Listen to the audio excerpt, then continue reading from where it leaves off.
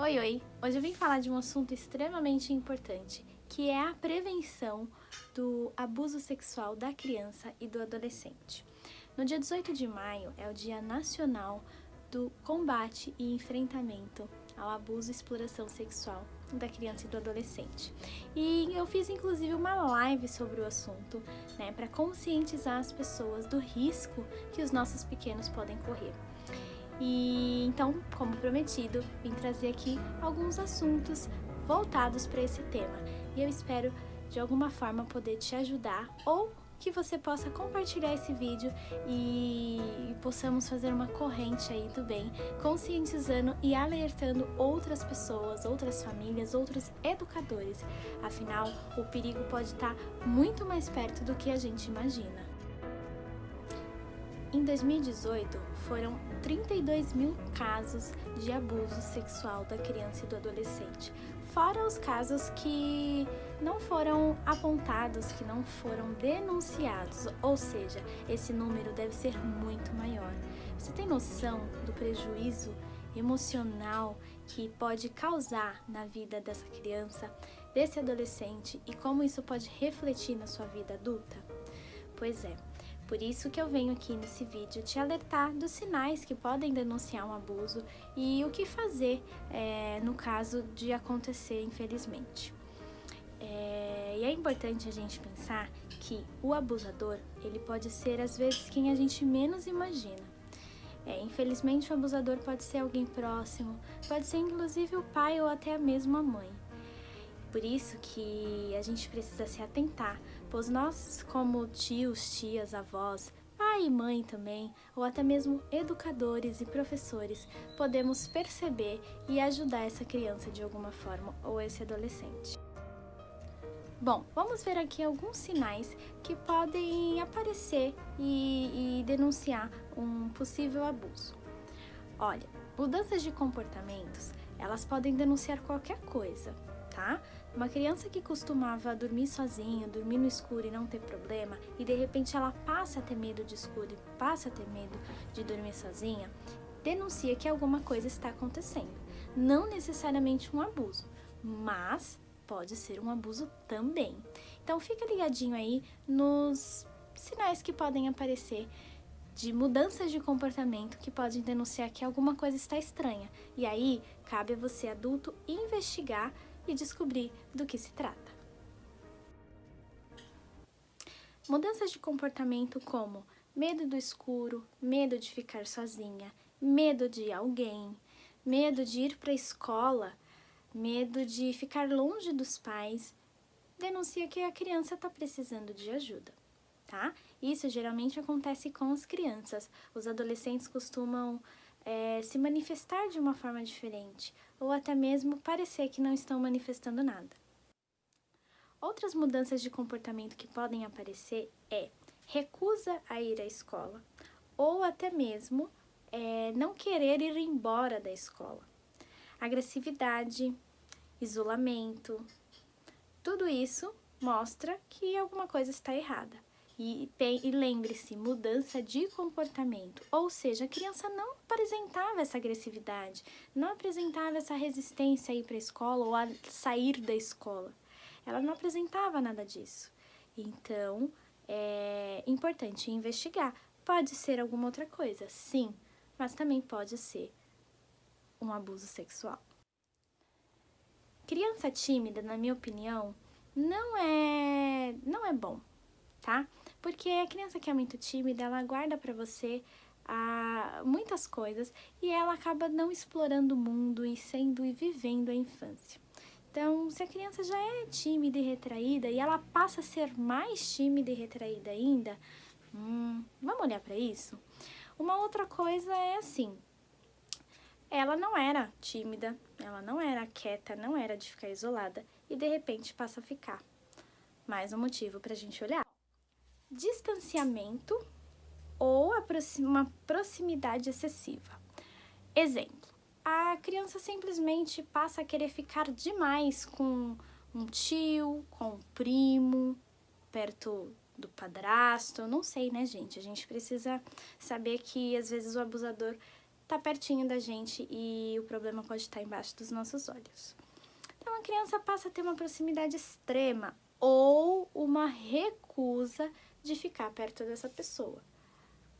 Alguma coisa tá estranha. Outros sinais que podem aparecer e denunciar algo estranho é desleixo e descuido. De repente a criança não quer mais tomar banho, não quer mais se cuidar, não quer pentear o cabelo. Começa a ter discursos de eu não quero, eu não preciso, eu não gosto, eu sou feia, eu sou isso, eu sou aquilo, né? Às vezes a criança ela quer se sentir feia mesmo, para que ela não se sinta na necessidade de ser seduzida. É muito triste pensar nisso, mas acontece muito mais do que a gente imagina.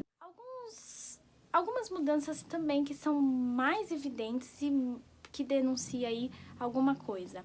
Falta de apetite, insônia, pesadelos, medos, coisas assim extremas, pode ser alguma coisa acontecendo. Sinais voltados para cunhos sexuais. A criança passa a desenhar partes íntimas, a criança passa a dançar e fazer coisas mais sexualizadas, mais sensuais, coisas que às vezes não tem a ver com a idade dela. A criança passa a ter uma fala e um discurso que não era habitual, né? A criança começa a ver vídeos e mostrar coisas voltadas para esse tema. Então, é importante a gente ficar de olho. A criança sempre se comunica através da brincadeira, então observa com o que ela brinca, como ela brinca, o que ela fala. Tudo isso pode soar estranho, então dá uma olhadinha, dá uma investigada. É uma forma de prevenir, se não for nada, ok, tá tudo bem. Pode aparecer alguns sinais físicos também, e esses sinais a gente acaba não prestando muita atenção. A criança aparece com dores nas genitais, com uma dor em algum lugar do corpo, passa a ter alguma coisa que, por exemplo, ela tinha o intestino funcionando normalmente, passa a ter o intestino super preso, e aí sente dor nessa parte, né, da pelvis. Ué, a gente às vezes acaba confundindo com infecção urinária. Já, infelizmente, tive experiências de crianças que sofreram abuso e se queixava de uma dor na genital. E aí, foi ao médico, o médico pediu exame de urina, não deu nada.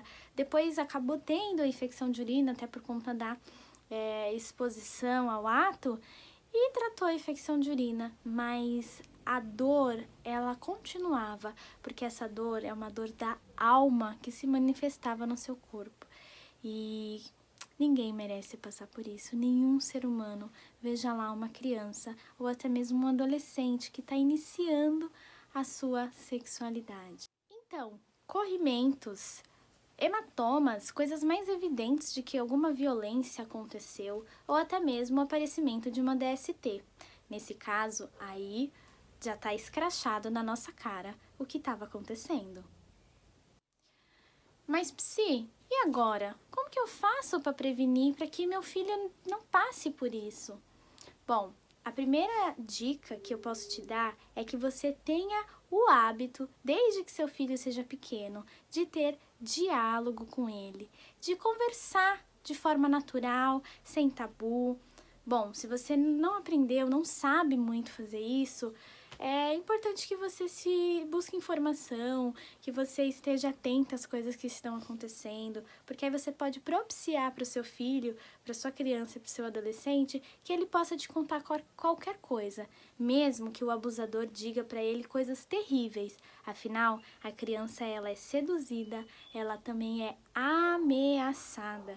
Então, conheço inclusive um caso esse caso viralizou na internet, infelizmente, de uma menina de 4 anos que foi abusada pelo tio.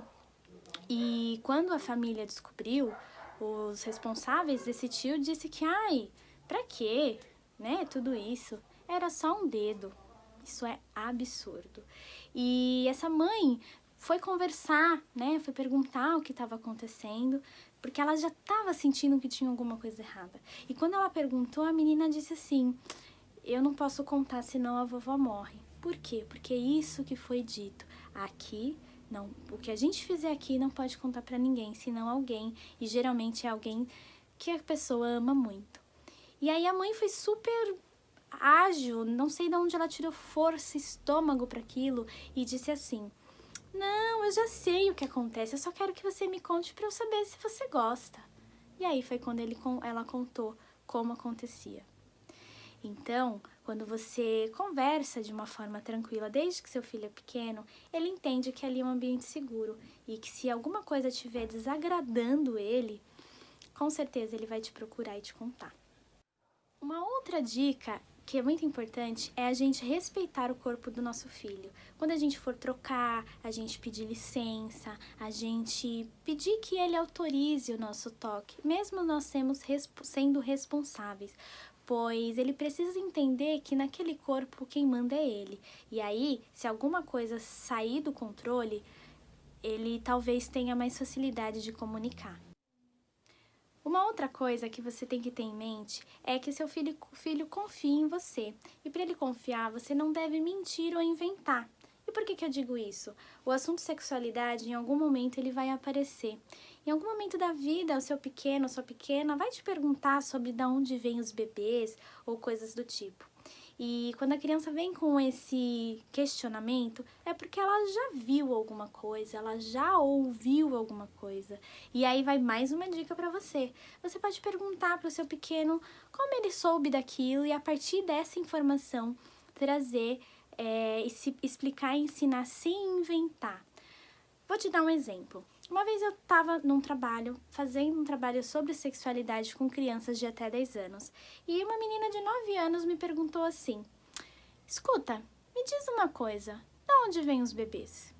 E antes mesmo que eu respondesse, ela me disse assim: não mente pra mim porque eu já sei a resposta. Então adiantava eu dizer que vinha da cegonha? E outra, eu fui ali para levar informação. Pois bem, falei, ok, então me conta você de onde eles vieram. Se a informação estiver errada, eu te corrijo. Se estiver certa, eu te conto. E ela disse exatamente, o homem e a mulher se encontram, fazem sexo, e a mulher engravida e o bebê cresce e sai da barriga dela. Ela já sabia exatamente como acontecia. E, infelizmente, em casa, ela questionava e os pais diziam que era da cegonha. Nada de errado com dizer da cegonha, mas vamos informar os nossos filhos, saber onde eles estão aprendendo, o que, como, né? E orientar da mesma forma. A gente não precisa dizer o que a gente não quer, porque acha que não é adequado para a idade dele, mas a gente também não deve inventar nada para os nossos pequenos, porque ele vai descobrir que aquela informação tá errada e aí ele não vai confiar em você. E se ele não puder confiar em você e passar por uma situação de violência, com quem ele vai poder contar? Então, fica atenta.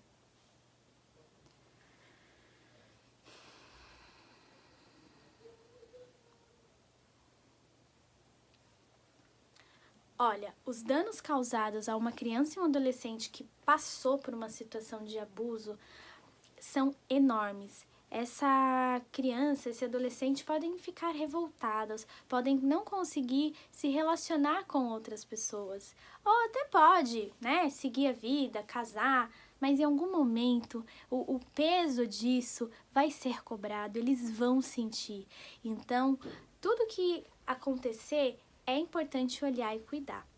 Então, o que fazer numa situação em que descobrir que um colega, um enteado, um primo, um filho passou por isso?